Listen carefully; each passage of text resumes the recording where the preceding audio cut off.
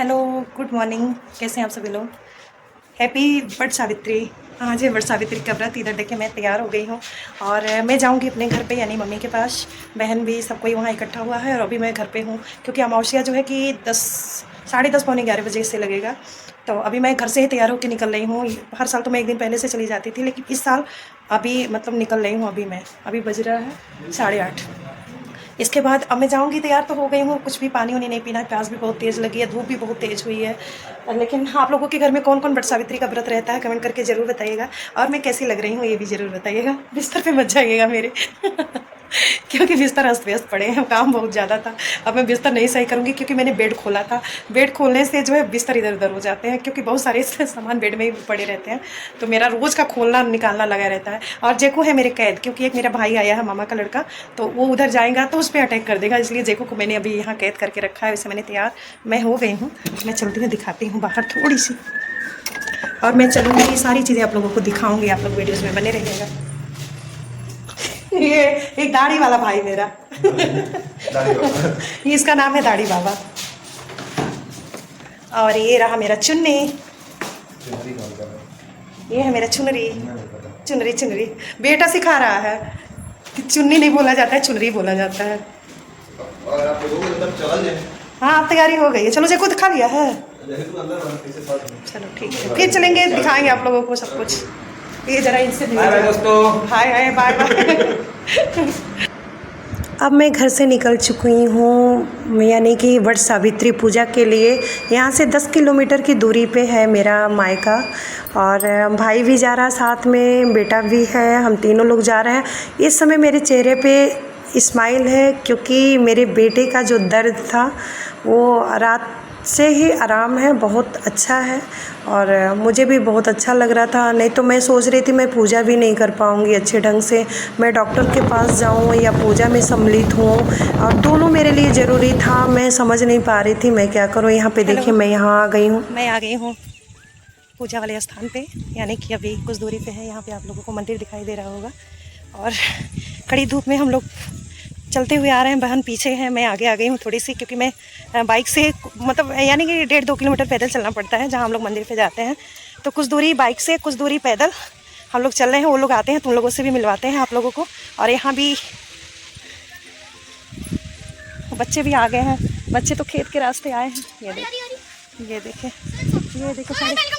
ओहो, अरे new blog मेरा पूजा जो है कि क्या करोगे 10 रुपये? बच्चे ये देखिए, सारे शैतान बच्चे यहाँ इकट्ठे हो गए हैं। ये लोग है। इसके पापा का नाम पूछिए। चलो अपने पापा का नाम बताओ। इधर आओ, इधर आओ। अरे कौन गिर जाएगा? नाम बताओ पापा का। नाम बताओ पापा क्या का। नाम है? बोलो क्या नाम है पापा? हाँ, राकेश राकेश दुबे। राकेश दुबे। ये पकड़ना चाहिए। राकेश दुबे। और भंडार किसका नाम है? भंडारी उसके पापा का नाम है, राकेश इसके पापा का नाम। चलिए ठीक है, चलते हैं मंदिर की तरफ, बढ़ते हैं, दिखाते हैं मैं आप। इस पे चढ़ गया। ये रहा मंदिर का सीन पूरा, सारी औरतें इकट्ठी हो गई हैं।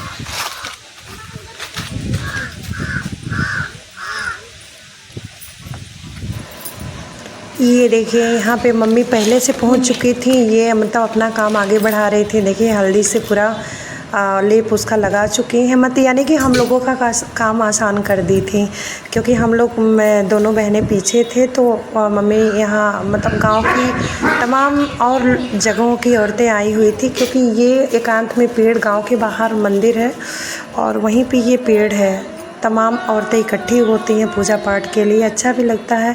देखिए इधर बहन भी आ गई है, सभी लोग आ गए हैं। भाभी मेरी बड़ी वाली नहीं थी क्योंकि उसके यहाँ कुछ ऐसा पड़ गया था तो मायके चली गई, वो व्रत वहीं पे रहेगी। और यहाँ पे मतलब और भी भाभियाँ हैं, यानी कि चाचा की बहुएँ, मेरी बहन है, मम्मी है, और कुछ लोग आपको दिख रहे होंगे वो गांव के लोग हैं। और इधर मेरी बुआ भी आई हैं और बुआ की बहू हैं, बहुत सारे लोग हैं। यहाँ आने के बाद सभी लोग इकट्ठे हो जाते हैं तो इस तरह से इसी में गीत वगैरह सब चल रहा था माँ। और बच्चे जो है कि रिकॉर्डिंग वगैरह कर रहे थे तो आप देख रहे थे, क्योंकि कोई स्पेशली मेरे पास कैमरामैन तो है नहीं कि प्रॉपर तरीके से शूट कर पाए। बच्चे तो इधर उधर करके शूटिंग किया कर रहे हैं। मैंने एक बच्चे को यानी अपने एक भतीजे को दे दिया था मैंने मोबाइल कि बेटा थोड़ा बहुत शूट कर लेना। तो आप लोग देख सकते हैं कि कितने इधर उधर, मतलब उसका कोई वो नहीं है कि किस ढंग से वो रिकॉर्डिंग कर रहा है। लेकिन कोई नहीं, बच्चे मेरा इतना हेल्प करते हैं, मेरा इतना सहयोग करते हैं, तो बहुत बड़ी बात है। बच्चे इससे अधिक उनसे उम्मीद भी नहीं की जा सकती। यहाँ पे सभी लोग पूजा लगभग हो ही चुका है। सारी औरतें अभी बहुत हंसी मस्ती भी हो रही थी, क्योंकि जब महिलाएं इकट्ठी होती हैं ना तो यही सारी चीज़ें होती हैं। मैं तो बार बार बोल रही थी कि पूजा पे ध्यान लगाओ, पूजा पे ध्यान लगाओ, लेकिन हंसी ठिठोली इसी में सारी महिलाएं एक साथ कर भी रही थी। लास्ट में क्या हुआ, मैंने कहानी भी सावित्री और सत्यवान की बोली यानी कि कही, क्योंकि उन लोग हर साल मुझसे ही सत्यवान और सावित्री की कहानी सुनते हैं। जब भी सारी औरतें इकट्ठी होती हैं तो मैं कहानी मैं ही कहती हूँ। तो लास्ट में पहले तो गीत मंगल गीत सारी चीज़ें हुई, फिर लास्ट में सत्यवान और सावित्री की कथा हुई। और हम लोग इस साल ऐसा हुआ था कि हम लोग पानी प्रसाद सब लेके यहीं पे आए थे। सब जब सब ख़त्म हो गया उसके बाद हम लोगों ने लास्ट में वहीं पे पानी वगैरह पिया। फिर उसके बाद यानी कि थोड़ी सी एनर्जी आ गई, क्योंकि इधर से तो बाइक से थोड़ी दूर बेटे ने छोड़ दिया, लेकिन उधर से सब पैदल ही आना था। और कड़ी धूप, लगभग 1-1:30 बज चुके थे, धूप अधिक थी, पैर भी बहुत जल रहे थे।